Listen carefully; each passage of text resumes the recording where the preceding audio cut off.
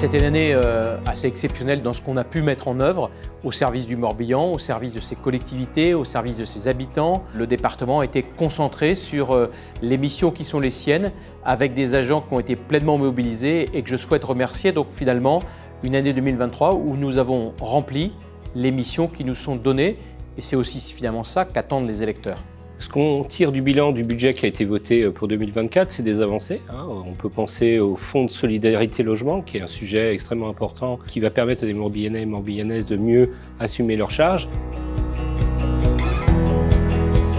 Nous venons effectivement de voter notre budget du département pour l'année 2024, un budget global de 865 millions d'euros, donc plus de 3% d'augmentation, mais qui permet de renforcer les actions, notamment de solidarité en faveur du handicap, en faveur des personnes âgées, avec un investissement record de 162 millions d'euros. Donc nous allons équiper le Morbihan, prévoir les aménagements de demain. On s'est abstenu sur ce budget 2024 en soutenant et en soulignant les points positifs, mais en considérant qu'effectivement, sur un ensemble de politiques, il manquait de volontarisme.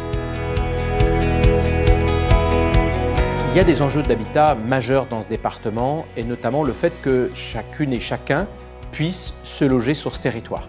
Le nombre de demandeurs de logements sociaux a augmenté à près de 20 000 dans ce département. Les agglomérations de Golfe-Morbihan, Vannes Agglomération et de Lorient Agglomération, nous élaborions une stratégie départementale de l'habitat. Elle vise notamment à produire plus de logements sociaux, avec, on a pour ambition de passer de 600 logements sociaux produits par an à 900 voire 1000 logements sociaux. Nous, depuis le départ, on demande une chose, c'est le plan départemental de l'habitat. Ça permettrait en fait de mettre plus les intercommunalités notamment autour de la table et de construire une ambition collective. Donc on pense qu'on peut aller au-delà. Le schéma des espaces naturels sensibles et de la biodiversité, c'est d'abord un schéma sur le long terme. Il se veut la formalisation de nos ambitions pour développer les espaces naturels sensibles, pour mieux les ouvrir au public, pour mieux accompagner les enjeux de biodiversité. Nos concitoyens ont envie de nature et finalement, par cette politique, on leur permet d'avoir un accès facilité à la nature. On a adopté aujourd'hui un schéma qui est là pour les 10 ans qui viennent. On a souligné ce côté positif. On a aussi souligné qu'il manquait des moyens humains, moyens budgétaires, de façon à protéger ces espaces. Les départements ont en responsabilité la protection de l'enfance. Et nous avons décidé aujourd'hui de mettre les crédits nécessaires pour ouvrir 2 villages, SOS Villages d'enfants. Et ces villages permettront d'accueillir des fratries et de faire en sorte que ces enfants aient les mêmes chances que les autres enfants.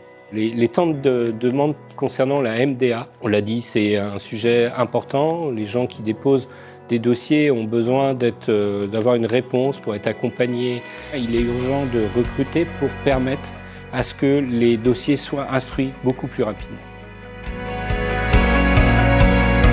Alors la Sainte-Barbe, c'est une fête traditionnelle des pompiers, celle où finalement les pompiers célèbrent les patrons et patronnes. Cette cérémonie, c'est l'occasion pour nous en fait, de remercier les pompiers. C'est ce moment un peu collectif pour nous, élus, de dire notre gratitude face à ces pompiers qui sont toujours présents quand on en a besoin. Au niveau du syndicat départemental d'incendie et secours, on a encore cette année décidé d'augmenter de plus de 3,5% le budget.